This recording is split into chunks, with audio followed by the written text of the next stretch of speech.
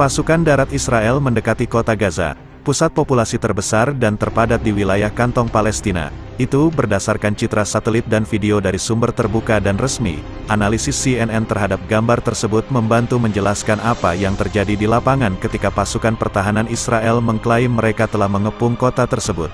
Pasukan IDF mengepung Gaza dari udara, darat dan laut, mengelilingi kota Gaza dan sekitarnya, ungkap Daniel Hagari, juru bicara pasukan pertahanan Israel.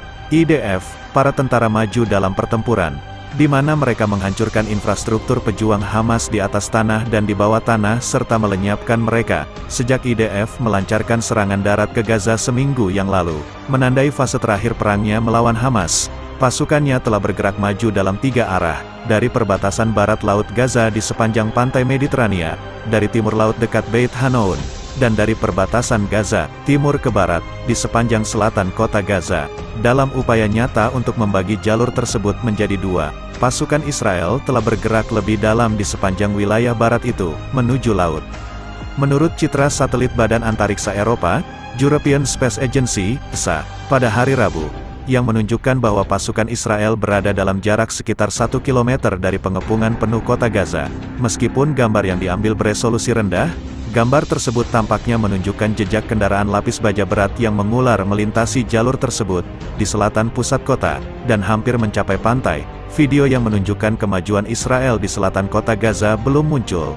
Namun rekaman yang dibagikan oleh IDF dan beredar di media sosial dalam beberapa hari terakhir menunjukkan pasukan Israel telah bergerak di komunitas paling utara di Gaza, Beit Hanoun, Beit Lahia dan Atatra, dan sedang duduk-duduk di perimeter kota Gaza dari utara.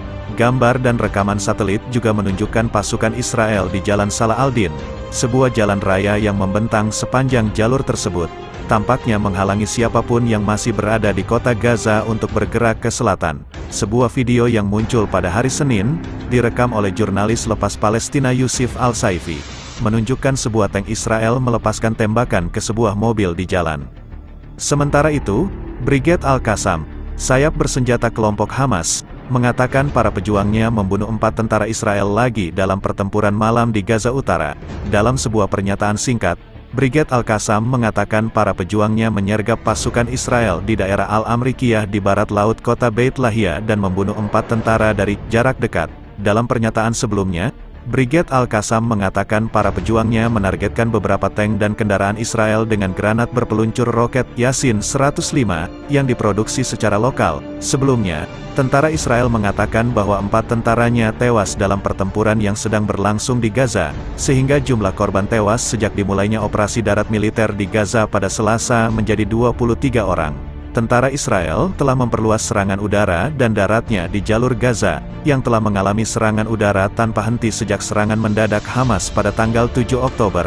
Lebih dari 10.500 orang tewas dalam konflik tersebut, termasuk sedikitnya 9.061 warga Palestina dan lebih dari 1.538 warga Israel.